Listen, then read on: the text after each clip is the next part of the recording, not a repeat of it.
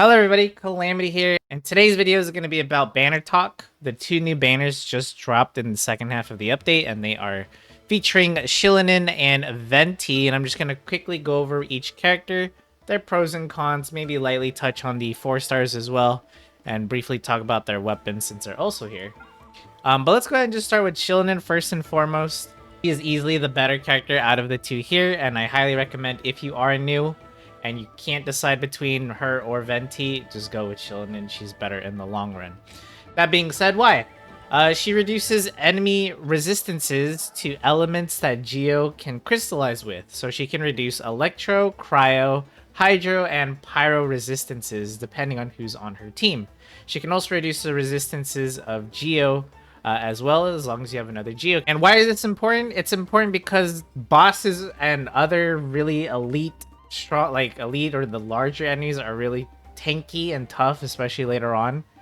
And Shilonen's a great way to not only just debuff the bosses and the enemies themselves, but she also comes with a lot of buffs to your team as well. So she's a big buffer. A lot of her buffs come from her artifact set. She goes with the hero of the scroll of the hero of Cinder City, which basically gives you a lot of elemental damage boost to your team. You know, stack that with the debuffs that she's applying to the enemies, and you're gonna see bigger numbers across the board all the time, no matter what DPS you're using. Just to go over to her weapon, if you decide to pull for the Peak Patrol song, it will also give you an additional debuff and an additional buff that Xilonen can provide to her team. It increases more elemental damage to her teammates, as well as reduces general defense of your enemies as well. When she performs her normal attacks. So this is very easy to pull off, of course, and a very strong weapon for Xilonen. No Dud is her signature weapon. But if you don't have the gems to pull for it, that's okay. You can just slap on like a Favonia sword, so she can just be more of an energy boost to her team. Her constellations are very good, but don't feel like you have to pull them. My Xilonen's at C0, and she's been consistently helpful in getting me, you know, all of the Imagine Theater stars if she's available in that mode, or Spiral Abyss. And I used her a lot in the latest combat event as well, if you saw those videos. So really strong character overall. I would put her personally in my S tier if I still did tier lists this day. She was just super strong to not have on your roster. And don't think just because we're going to a new, you know, nation or whatever this year, doesn't mean that the whole Natland stuff is going to go away. Who knows? There could be another combat event in the future, and guess what? There's going to be a section that says, hey, you get, you know, 50% more damage when you do a Night Soul Burst. Well, Shilonen's always Night Soul Bursting very easily, so she's a great character to proc those sorts of effects. And of course, she's also good for exploration, not just in Natland. She can climb up any surface, or skate up any surface, I should say. Really easily. I mean, it's still faster than the default climbing, so she's still good for exploration even outside of Natland. Now let's go ahead and move on to the very first character ever. This guy was the first banner that we ever had, for those that don't know. It was Venti. He was the very first character, and because of that, he does have some weird design flaws, which I'll showcase in just a bit here. But let's talk about Venti and why he can be good and why he's not so good. So first of all, he is a character that will support your team mainly with his burst. He's not really a main DPS. He's definitely an off-field DPS and a buffer for your team. He can also provide energy if you decide to give him a Favonius Warbow as well. That's also not a bad option. But the importance of Venti is just his burst, because it will group up your enemies together. This was really helpful back in the day because, you know, you were always dealing with a lot of slimes, a lot of Hilichurls, the small ones.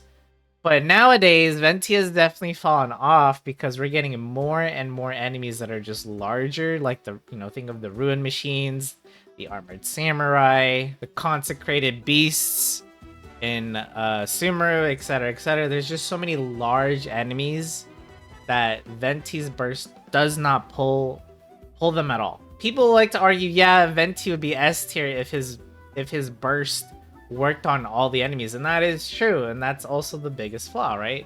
If it worked, that's the thing. It doesn't. His burst doesn't work on like any boss, any weekly boss, and like half of the enemy roster. so to speak. But when it does work, it is incredibly strong. It is the strongest pull in the game. Like, it will force enemies to move towards it like really forcefully. And the other thing it does, which is also kind of a downside, is that it lifts them up into the air. This is fine if you're using like a ranged DPS with Venti, like for example Yoimiya, Ganyu, or whatever, then it's fine. But if you're using like a melee character like Diluc, for example, or even Arlecchino, some enemies can be lifted so high that it makes their attacks whiff, and that's really bad. So I can't always recommend Venti to everyone, but if you do want, he's more of a luxury character, to be honest, these days, because we have so many 4-star characters that can do what he does, and that's just pull your enemies, right? Like Sucrose, she's a 4-star Anemo character. Her burst also pulls in her enemies. It's not the same force, and she also doesn't lift them up, but you know, she can get the job done when you're dealing with a group of enemies. There's also Heizo with his burst, a little bit of a pull there. Lanyan, a little bit of a pull there. You know, there's also other 5-star options these days. And some are considered way better than Venti, like Cloud Retainer or Kazuha, of course. They can all do what Venti does, which is pull your enemies together for you. What the other characters do better than what Venti does is they provide more buffs. Like Kazuha has a generic 40% elemental damage bonus with his burst. It's also a lot easier to aim your skills with Kazuha because he's melee. With Venti being ranged, whenever you use his burst, there's like, and you're facing multiple enemies, there's like a chance he might fire his burst in a weird direction that you weren't intending to aim at, and it kind of messes up your, you know, your battle plan or your strategy mid-fight, which can be a little annoying. But thankfully his pull is just large enough that most of the time it doesn't matter unless it's like a big spread of enemies. But yeah, would I recommend new players play Venti? Not really. And something I want to showcase about Venti, which I think is kind of funny, because again, he was the very first character we had. We can kind of see Hoyoverse's designs were way out of touch back then. So we look at Venti's constellations. They're kind of funny because if we look at C1, let's take a look. Fires 2 additional arrows per aim shot, which deals 33% of the original arrow's damage. Venti is a very simple character. You use skill, and then you use burst if you have it. If you don't, then, you know, get more energy till burst available kind of thing. So you're not really doing aim shot as part of his damage kit. If you're trying to do some main Anemo DPS shenanigans with Venti, then maybe this does something for you, but that's not really how we build Venti normally. And next up we have C2, which is the Breeze of Reminiscence. This is going to make it so his skill decreases animal resistances and physical by 12% for 10 seconds. So this is kind of weird because, again, Venti isn't really... like, his damage is okay, but that's not why we're using him, right? So having the enemy's animal resistance get shredded is only going to help Venti and not your main DPS. And then physical resistance. We're not really using physical teams with Venti here because, you know, you need Electro and Cryo for the superconducting, right? If you're swirling, you're messing up your reactions.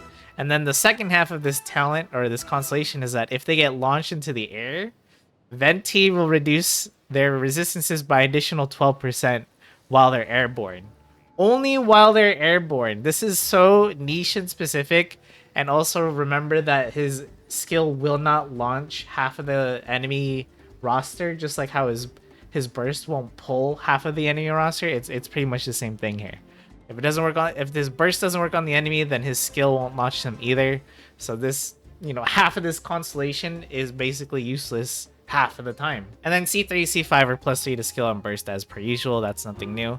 C4 makes it so that when Venti picks up an elemental orb or particle, he'll receive a 25% anemo damage boost for 10 seconds. Again, he's not a DPS. We just want the pull. This isn't really helping us that much. Here, though, is where we finally get something useful. Unfortunately, it's all the way at C6. This makes it so that his anemo resistance... he shreds anemo resistance by an additional 20% when an enemy is taking damage from his burst, and then he'll also shred another 20% of the elements that are being absorbed with his burst. So this is like Veritas and Veneer basically, but it will stack. So he can do a 60% elemental res to any enemies affected by his burst. So very strong there, but if the enemies are weak enough to get pulled into his burst and lifted, then you're fighting slimes, hilichurls, fungi, maybe some basic treasure hoarders, etc., right? Do you really need a 60% res reduction to kill those enemies? I mean, sure, it's gonna make them die a lot faster. No doubts there, but do you really need it for the basic weak enemies? Not really, right? You would prefer the minus 60% on, say, a boss. So that's just something funny. I just wanted to show some of Hoyoverse's like old design. So the 4 stars, we got Beto, we got Yanfei, and we got Faruzan for some reason. Faruzan being a 4-star here is kind of weird because she's usually paired up with Animo DPSs, like for example, Wanderer, because she also shreds Animo resistances and buffs Animo damage. So she's usually like, you know, the best option for an Animo DPS. Venti, I guess, sort of can be an Animo DPS, but we don't really build them that way. Beto is here. She's one of the oldest characters in the game. She's a launch character. She's good for dealing with multiple enemies. Her burst is basically, it gives your active character a chain lightning, which will bounce in, between enemies and do a bunch of electro damage. So she's good for taking out multiple enemies. Not so good with bosses, because then the chain lightning will have nothing to chain to.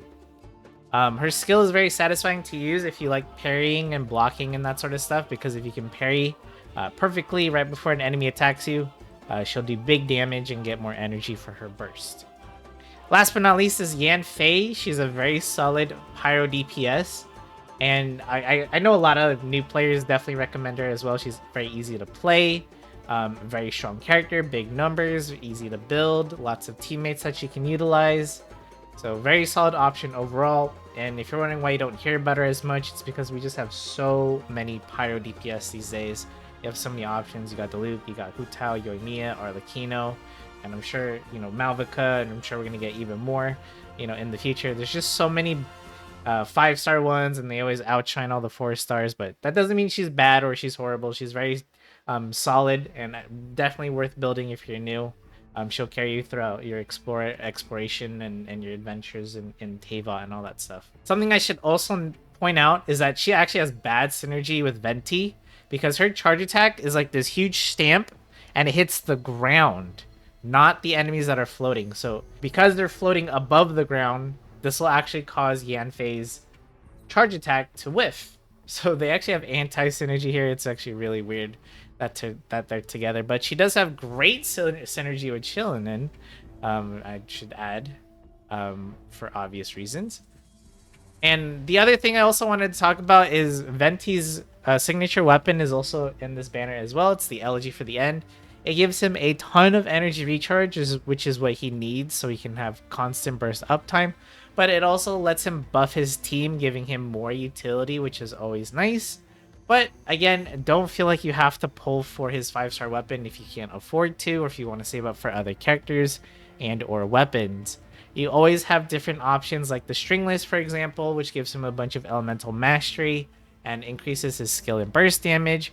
You have a Favonius Warbow, which can make him give more energy to his team.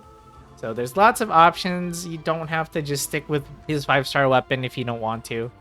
It's fine, because again, it's more about just the effect of pulling all these enemies together that makes Venti valuable, not so much the damage. And then you let your AoE DPS take care of the rest. And with that being said, that's pretty much going to be it for this banner talk. I hope it was helpful to someone out there.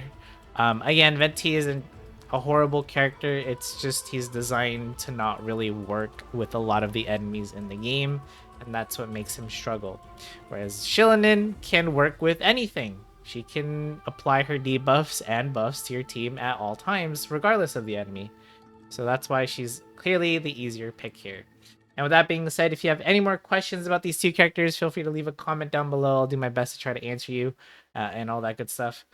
And thank you so much for watching. I'll have videos for Spiral Abyss once it resets. It's going to be another day here.